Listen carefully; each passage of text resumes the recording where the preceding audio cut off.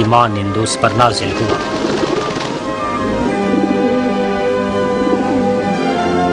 اور آسمان سے ایک آواز آئی، تو میرا پیارا بیٹا ہے، تجھ سے میں بہت خوش ہوں۔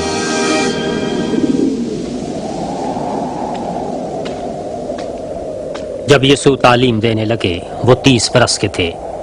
وہ روح القدس سے بھرے ہوئے یردن سے واپس لوٹے، اور روح القدس انہیں بیابان میں لے گیا تاکہ ابلیس سے 40 دن آزمائے جائیں۔ ان دنوں میں انہوں نے کچھ نہ کھایا۔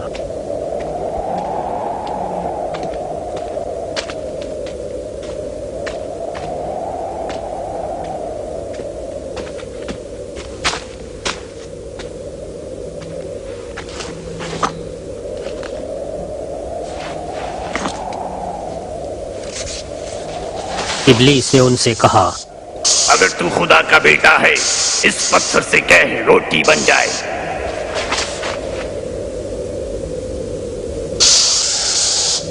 یوں ہی لکھا ہوا ہے، آدمی صرف روٹی ہی سے نہیں جیتا رہے گا بلکہ خدا کے کلام سے۔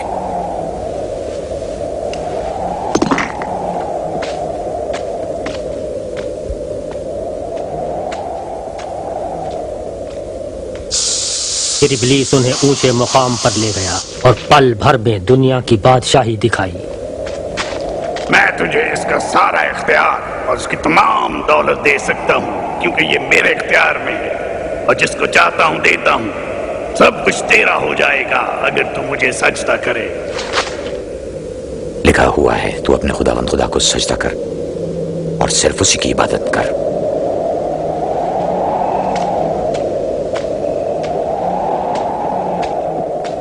پھر ابلیس انہیں یروشلم لے گیا اور ہیکل کے اونچے کنگرے پر کھڑا کر کے کہا، اگر تو خدا کا بیٹا ہے تو اپنے تائیں نیچے گرا دے، کیونکہ لکھا ہے تیری بابت اپنے فرشتوں کو حکم دے گا کہ تیری حفاظت کرے، یہ بھی کہ تجھے ہاتھوں پر اٹھا لے تاکہ تیرے پاؤں کو پتھر سے ٹھیس نہ لگے۔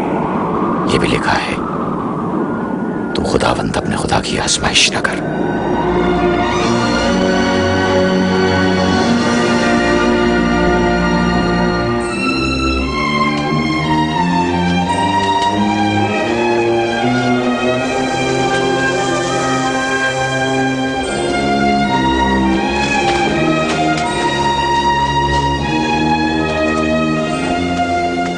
پھر وہ ناصرت میں آئے جہاں ان کی پرورش ہوئی تھی۔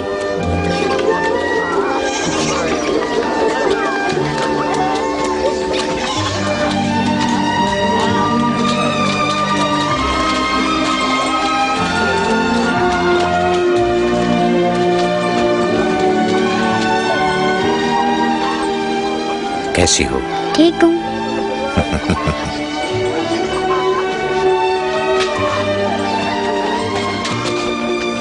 سبت کے دن وہ حسب معمول ہیکل میں گئے۔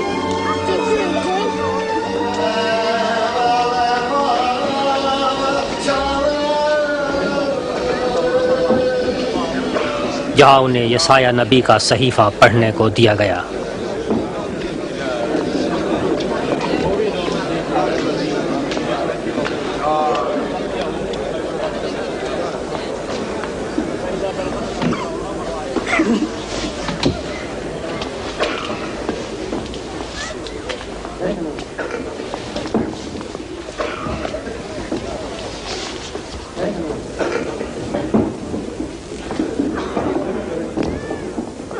خداوند کی روح مجھ پر ہے، اس نے مجھے اس لیے چنا ہے کہ میں غریبوں کو خوشخبری سناؤں۔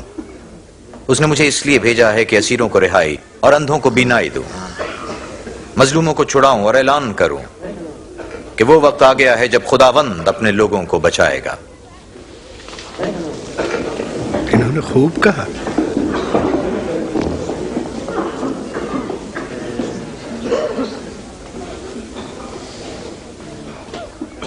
کلام کا جو حصہ آج آپ نے سنا ہے وہ ثابت ہو گیا۔ کلام پورا ہوا؟ لیکن یہ وعدہ تو مسیح پورا کر سکتا ہے۔ ہم کیسے جانیں؟ بے شک یہ مثل تم مجھ پر کہو گے، اے حکیم اپنے آپ کو اچھا کر۔ تم یہ بھی کہو گے، وہی کام تو اپنے شہر میں بھی کر جیسے کام کفرنہوم میں کیے گئے۔ میں تمہیں بتاتا ہوں، کوئی پیغمبر اپنے وطن میں عزت نہیں پاتا۔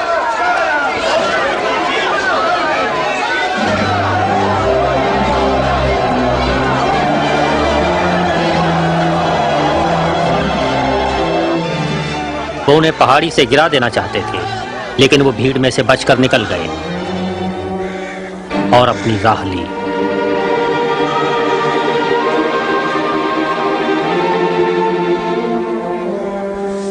اور گلیل کے ایک شہر کفرنہوم آ گئے۔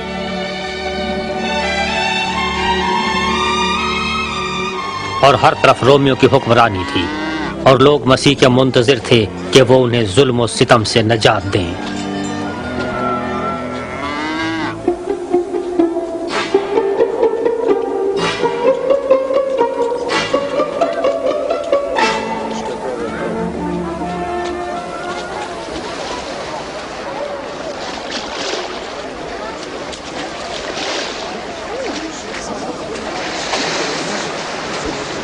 تم پر سلامتی ہو۔ آپ پر بھی مالک۔ تمون میں تمہاری کشتی پر کیوں نہیں؟ یہ یہاں سے جانے تو نہیں لگے؟ ہم سے کوئی بات کریں، ہم سے کوئی بات کریں۔ کچھ بتائیں تو۔ یسوع ہمیں سکھائیں۔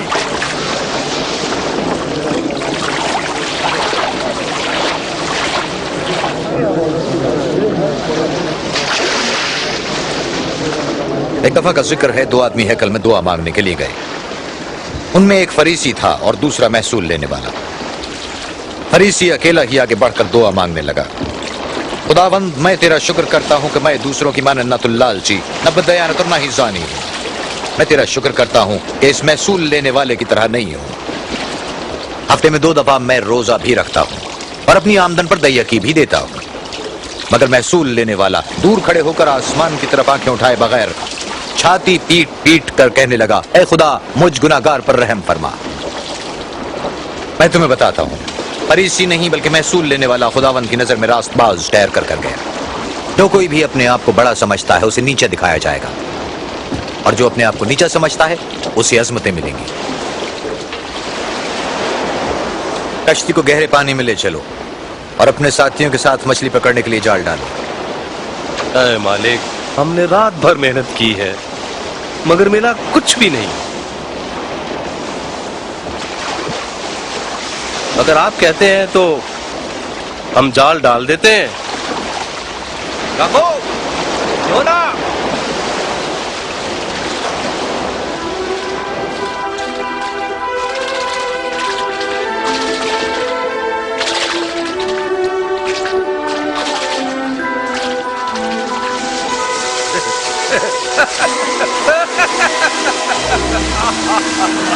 یعقوب، یوحنا، جلدی کشتی لاؤ، ہماری مدد کرو، جلدی کرو۔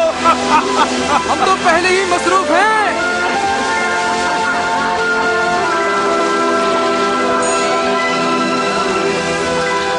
کافی ہیں، بہت ہو گئی ہیں۔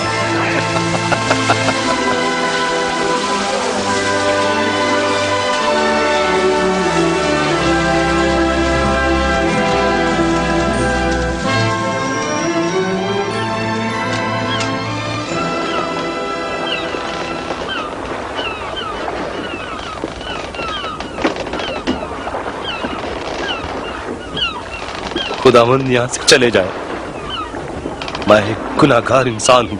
تم خوف مت کھاؤ، آج سے تم آدمگیر بنو گے۔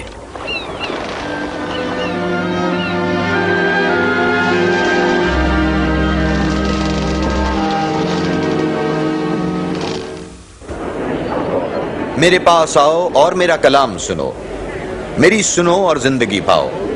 خداوند کو ڈھونڈو جب تک وہ مل سکتا ہے، اس کو پکارو جب تک وہ قریب ہے۔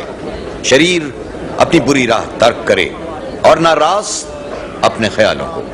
جب وہ خداوند کی طرف رجوع کرے گا تو وہ اس پر رحم کرے گا، کیونکہ وہ فیاضی سے معاف کرتا ہے۔ تم خوشی سے باہر جاؤ گے اور سلامتی سے لوٹو گے۔ وہ آ رہے ہیں، آگے دیکھو۔